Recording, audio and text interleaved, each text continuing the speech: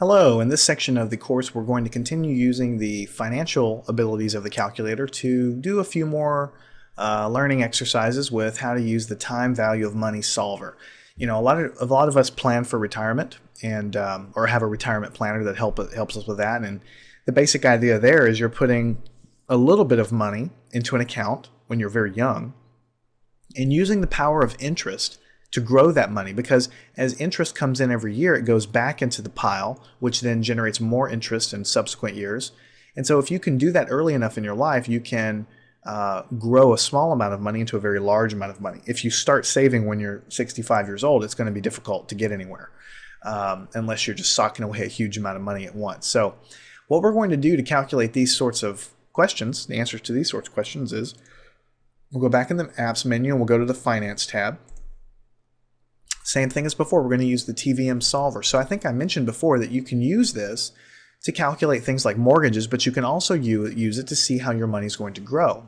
And so we can do that. So let's first just zero this out, just so we don't have any real things in here to distract us. That way we're basically starting over. That's good enough for now. Let's say we want to find out how many months or years it would take to reach $1 million. In a bank account.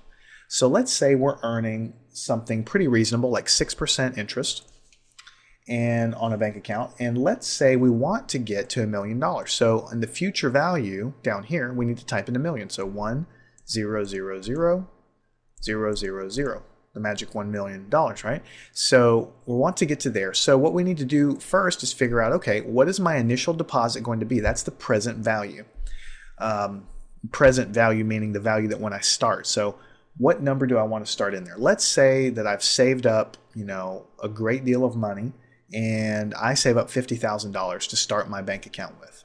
And I'm going to put in $50,000, but I'm not going to put it in as a positive number. I have to put it as a negative number in order for the calculator to get the right answer. The reason is because you need to think about this like a transaction between you and a bank.